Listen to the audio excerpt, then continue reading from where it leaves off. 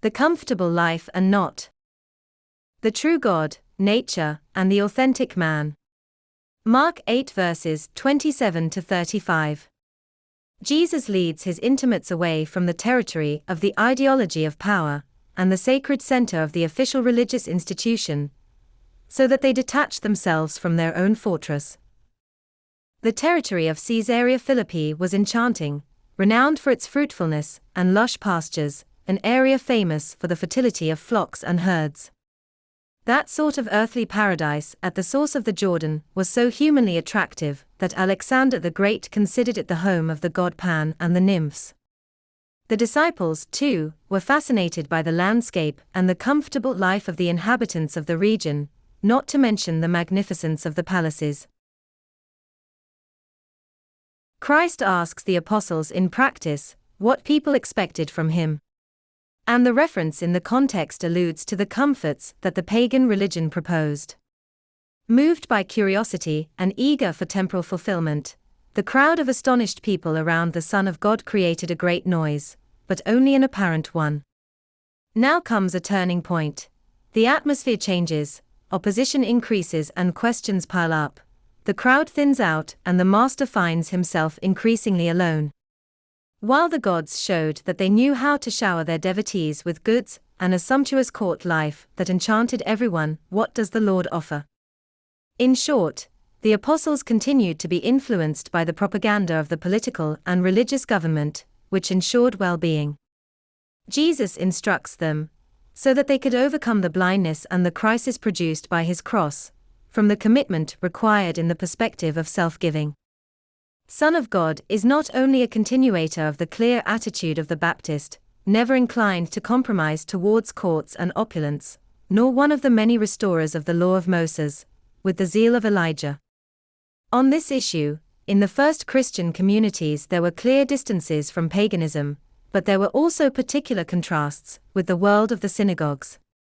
Frictions of no small importance arose between Jews converted to the Lord and Semites, who were observant according to tradition. In fact, the sacred books spoke of great figures who had left a mark on the history of Israel, and who were to reappear to inaugurate the Messianic times.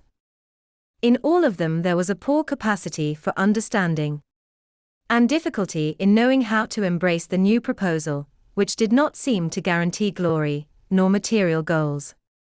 Faith does not easily accord with the first human impulses. It is disconcerting by its obvious views and impulses. Thus in the Gospel passage the Master contradicts Peter himself, whose opinion remained tied to the conformist and popular idea of the verse 29, that expected Messiah. The leader of the apostles must stop showing Christ which road to take behind him. Verse 33. Simon can go back to being a student, stop blazing trails, kidnapping God in the name of God. Hence the messianic secret, imposed on those who preach it in that ambiguous way. Verse 30. The Son of God does not assure us worldly success, nor the absence of conflict. He only guarantees freedom from every bond with power, and love that regenerates.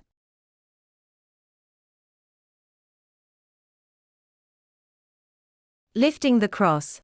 Son of Man. And Church. In the integrity of life. Bad reputation is normal among prophets. The cross is normal among the prophets, who certainly do not have a great response from cheering crowds, in building their own clear city. It never remains in the dimension of easy idols. But this is the paradoxical form of communion that mysteriously attracts the human conviviality that captivates hearts, despite the fact that the clashes of ambition, or the game of opportunism, do not diminish around us. Even today the chaos of reversals does not seem to be calming down, while crises and confusions appear, even in the positive intertwining of cultural paradigms. What to do? Lifting the horizontal arm of the scaffold and carrying it on one's shoulders meant losing one's reputation. Verse 34 Greek text. Lose your reputation. It is a capital problem, inseparable from a motivated and responsible attitude. In fact, if a follower aspired to glory, cared about his own honor, did not accept solitude, he could not become an authentic witness of Christ. It would be a prolonged piece of worldliness. Instead, the fate of the Master also involves that of the disciples. It is valid at all times, and for us. The gift to the full does not come to earth passing through fame, success, consideration, being constantly accompanied, approved and supported.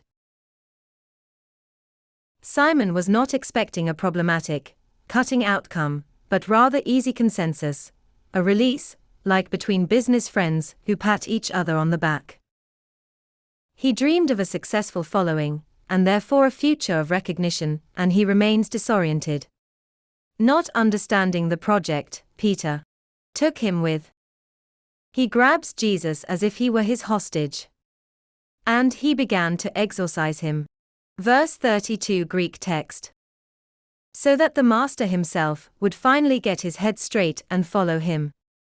Here the historical basis of this gesture, of the head of the apostles emerges, that is, the long-standing attempt by the first community of Jerusalem to find a compromise with the priestly and political power of the time. Well, all this is not saving life, verse 35. In the biblical sense, to reach human fullness and similarity to the divine condition. The subsequent second-rate mysticism, influenced by cerebral philosophies, has put faith's adventure in brackets on this expression, and invented a clear contrast between physical and spiritual life. A banal belief, which has almost vivisected the same unaware people, sometimes leading them to masochism. But here Jesus does not speak of artificial punishments to be shouldered, nor did he ever impose any mortification. Even less so one capable of producing some salvation of the soul. Detached from reality. Lifting the cross positively. So that different energies, other relationships, unpredictable situations come into play. That make us shift our gaze and activities. Not in view of some fair retribution, but for the irreducible core of every believer, or non-believer. And any question whatsoever. Hence the need not to distance oneself from the Gospels, for the completeness of oneself, a living testimony, and the solution of problems, traversed starting from within. In short, we can announce Jesus' proposal, his criteria, and his presence itself, in the facts and in the integrity of life. Not who knows when after death. Mark 8 verse 38 to 9:1. Different definitiveness.